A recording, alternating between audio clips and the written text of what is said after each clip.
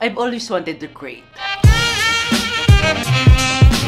During the pandemic, nagkaroon ako ng spark. At yung spark na ito ay ginamit ko sa pagluto, pagpainting, pagdrawing, and many more. But first, let's define the title of this video.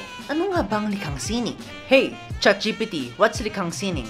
Lihang sining ay isang term sa Filipino na nangangahulugang art form o obra ng sining. Tumutukoy ito sa anumang uri ng malikhaing pagpapahayag tulad ng pagpipinta, musika o sayaw. Okay, thanks ChatGPT. Wala man naman. Kung may iba ka pang tanong, nandito lang ako. Base kay ChatGPT, ang likhang sining ay pagpapahayag, pagpipinta, musika o sayaw. Ngunit may isang particular na likhang sining na gusto kong gawin dati pa. At ito ay content creation. Ngunit bakit ko nga ba gustong content creation? Well, lahat ng ito ay nagsimula sa isang laro lamang. At ito ay Minecraft.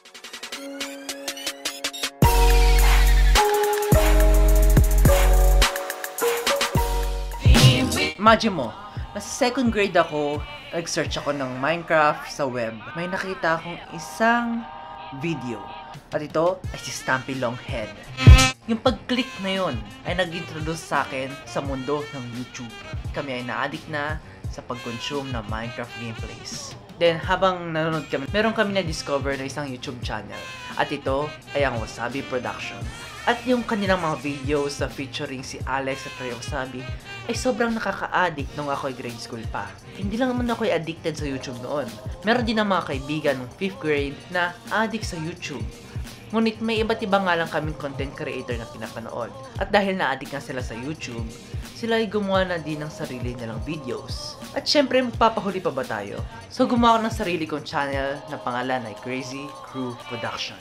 Parang pamilyar, no? Ang aking idea dito ay isasama ko ang aking kapatid at ang aking pinsan sa paggawa ng YouTube channel. Gusto nga lang yung mga videos na yun ay wala na. Alam mo kung bakit? Kasi akala ko ito ay sobrang cringy. Hindi siya good enough. Hindi siya perfect. Siguro yung pagiging perfectionist ko, isa sa mga component kung bakit hindi ko natuloy yung gusto kong gawin like content creation. If hindi siya perfect, hindi ko siya deserve i-upload. At siguro sa pagiging bossy ko din sa aking kapatid at sa aking pinsan, kaya hindi lang tagal yung channel na yon. So, fast forward to today, I am in my second year college. And siguro it's the time na kamuti na yung itch na simulan itong aking journey sa pagiging content creator. Even through the years, simula nung 5th grade ako hanggang ngayon, yung kate is nandyan pa din. I just have the courage, this term, to scratch that itch. Kahit hindi perfecto itong video na to, i-upload ko pa rin ito. Dahil wala namang perfecto na bagay sa mundo. Kaya ako ay magta-try at kamutin ang aking pangarap. At sana ito ay magtagumpay katulad ng aking inaasahan. That's it guys for today. See you.